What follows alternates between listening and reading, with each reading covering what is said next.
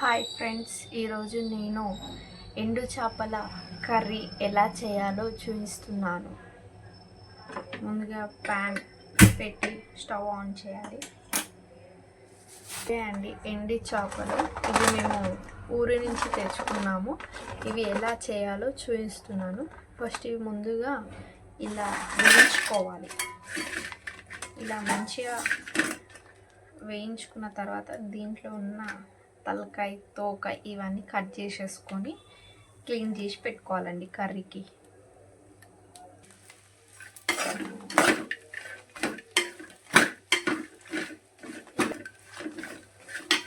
ఇలా చేయడం వల్ల స్మెల్ ఏదైనా ఉంటే పోతుంది.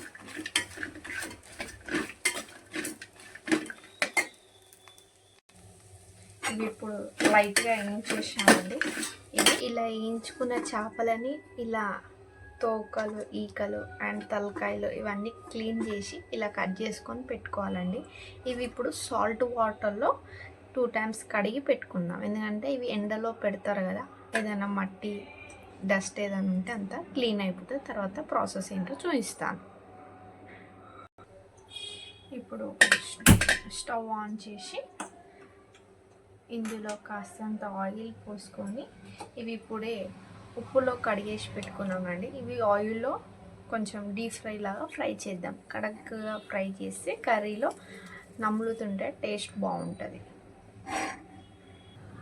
ఇప్పుడు ఇందులో ఆయిల్ పోసుకున్నానండి. ఆయిల్ కొద్దిగా హీట్ అయినాక ఈ చేపల్ని ఇందులో వేసుకుందాం. నూనె హీట్ అయిపోయింది, ఇది ఇందులో వేసుకుందాం.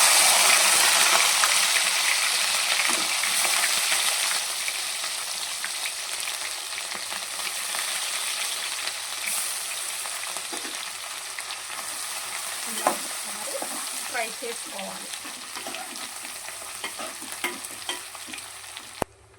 కొంచెం ఇలా ఇంకొద్దిగా రెడ్ అయినాక ప్లేట్లోకి తీసుకుందాం. ఇవి ఇప్పుడు ఫ్రై అయిపోయినాయి. ఇవి మూతలోకి తీసుకుందాం. పక్కన పెట్టేసుకొని ఇప్పుడు ఆయిల్ హీట్ అయింది కదా, ఇందులోనే ఆనియన్స్, ఇందులో కాస్తంత ఉప్పు వేసుకొని ఇలా కలిపేసుకోవాలి ఒకసారి. ఇప్పుడు ఉల్లిగడ్డ రెడ్ అయిపోయిందండి. ఇందులోకి ముందుగానే మనం ఉప్పు వేసుకున్నాం కాబట్టి ఇందులో 1/2 స్పూన్ పసుపు వేసుకోవాలి. 1 స్పూన్ అల్లం వెల్లిగడ్డ పేస్ట్ వేసుకోవాలి. అండ్ 2 స్పూన్స్ కారం, ఇంకా కొద్దిగా ఇవన్నీ ఒకసారి కలిపేసుకోవాలి. ఇలా కలిపేసుకున్నాక ఇందులో ఒక 5 టమాటాలు కట్ చేసి పెట్టుకున్నానండి. ఇవి ఇందులో వేసేసుకోవాలి. ఇది ఒకసారి ఇలా కలిపేసుకోవాలి.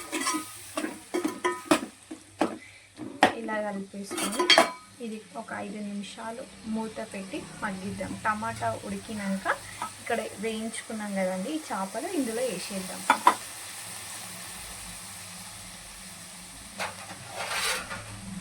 ఇప్పుడు మూత పెట్టేసి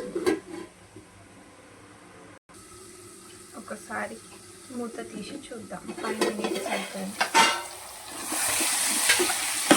ఇలా ఒకసారి కలిపేసుకోవాలి.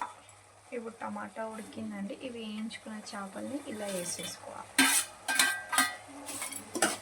ఇవి ఒకసారి ఇలా కలిపేసుకోవాలి.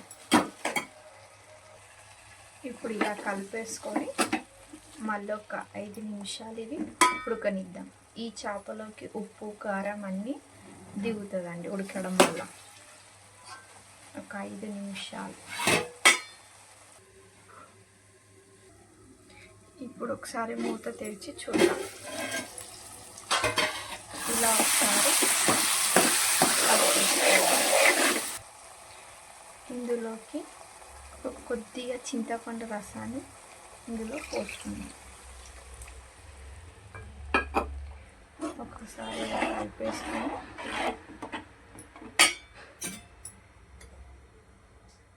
ఇందులో 1 స్పూన్ ధనియాల పొడి వేసుకోవాలి.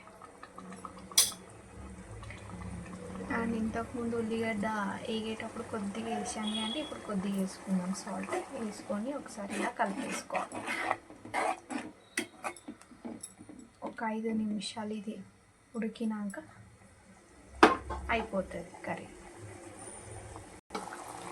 ఇందులో ఫైనల్గా కొత్తిమీర వేసుకోవాలి. కొత్తిమీర వేసుకొని ఒకసారి ఇలా కలిపేసుకొని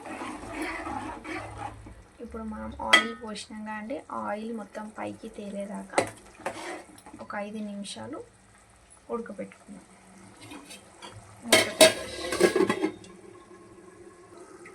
ఒకసారి మూత తీసి చూద్దామండి.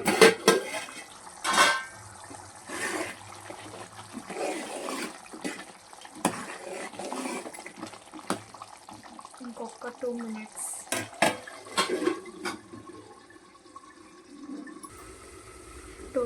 అయిపోయిందండి. ఒకసారి 2 మినిట్స్ అయిపోయిందండి. ఒకసారి మూత తీసి చూద్దాం. నూనె ఇట్లా పైకి తేలేదాకా పెట్టాలి. కర్రీ బాగుంటుంది. స్టవ్ ఆఫ్ చేసేద్దాం.